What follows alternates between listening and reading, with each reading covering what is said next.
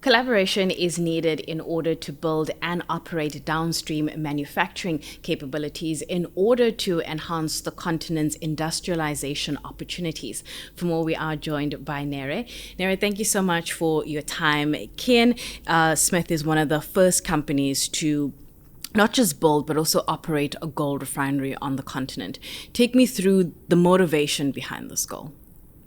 Well, the motivation really was just value addition.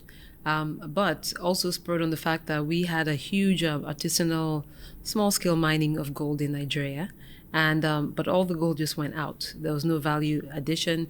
I mean, pretty much we could see the reason gold was being smuggled. There were just so many reasons, and we looked and we said, this makes a lot of sense to put a refinery here, and even seeing that gold from the West African region was flowing into Nigeria.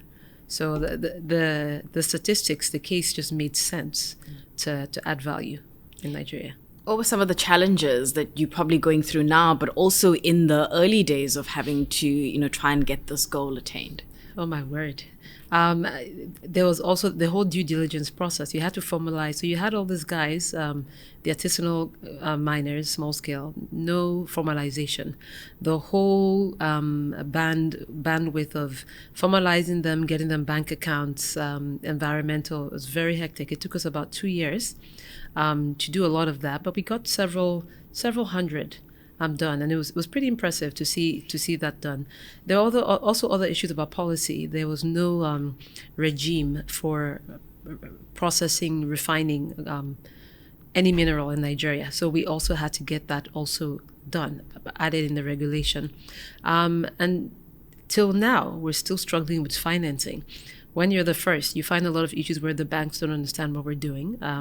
Getting a stream of financing, even for offtake, has been very challenging. So these are the challenges, but we see the benefits coming. Yeah. Are most of the challenges past you now as Kian Smith? Well, most of them are past us. We still deal with a lot of challenges on the financing side. That has been I think that will be the biggest obstacle so far. Yeah. You spoke about value addition, and I think in the conversations that we've had here as Mining Indaba TV was the issue of value addition, etc. Do you get a sense that that issue is slowly being addressed, or are we still far off from your point of view in terms of understanding the importance of value addition for the industry? So for gold, I could tell you that I think we're far off, and I'll give you an example. So let's say 48% of world gold production goes towards jewelry. 22% of that 48% of that gold comes from Africa. But Africa only, not even 0.5% of the jewelry in the world is produced in Africa. Not even. Of course, most of that 0.5, I would guess at least 95% of that is from South Africa. So when you look at that, you realize, okay, there's all this gold Africa is producing. Jewelry, let's say almost 50%. Where's the value? Nothing there. Then the other half is mostly financial and then industrial use. We could call that zero. So you can really see that till now, these are the statistics. It's hard. The jewelry that a lot of African women are wearing, a lot of African cultures appreciate gold jewelry. It comes from Italy or the Middle East mostly. So we have a long ways to go. I think on gold, but innovation, I think, and technology could really help with that gap. Talking about innovation and technology, how do you imagine that the mines and the smelters and the refineries can work more collaboratively? So this is something that we've done in the value chain with Kian Smith, and we created something called SANU. So SANU at the end, we've tokenized gold. And it allows now, that's what it does, it allows the people, retail, we call it gold to the people, to buy gold. And in buying this gold, at the end, you're funding all the way down. The gold is coming from the mine and all the way through being refined. And then you get it or you vault it. It helps in hedging with inflation. And this is what technology has done with that innovation. So, yes, I feel like we've piloted something that's showing that you can have the whole system together. Miners, the traders, the refiners, and the people. So in this case, not really so much the financiers, because we feel like the financiers, the banks, needed to see a model that was working to really come full force. So this, for now, is working. Is there a demand for that? The demand is crazy. I have to say the demand for gold locally in Nigeria and in Africa is really amazing for inflation. I think a lot of Africans realize that gold is a solution for their local currency. We have the same problem across. Earlier, we were talking about the challenges that you experienced in the early days and that 2 years.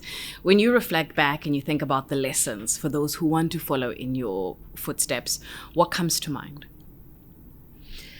I would really say there's a lot of patience and shared patience and demonstrating shared value, shared benefits. It's a lot of conversations. You're going to have to really open up to people, build trust. Why? Most people instinct, someone is trying to tell you, do this. And no one wants to trust you. Why should we do this? So there's a lot of patience. There's a lot of dialogue. A lot of really putting things on the table for people to see the shared value in doing things. So that's what I'd say. We've been talking about, apart from value addition, we've been talking about future-proofing the mining industry, and it's been quite interesting to hear some of your industry colleagues in terms of how they imagine what we would be able to do if we had to imagine future-proofing the African mining industry. What does that look like for you if you're to imagine what is needed to do that? I say technology. Honestly, technology is just what's closing the gap. Even in exploration, there's increasing technology now that shortens the cycle of exploration. There's technology now that makes mining more efficient and more environmentally friendly. And now we're talking about, tokenization in terms of even traceability technology. So I really just see that for Africa, technology is the only thing that's going to help us, one, close the gap and also future-proof mining. Thank you so much. Well, for more conversations, you can go to miningindaba.com.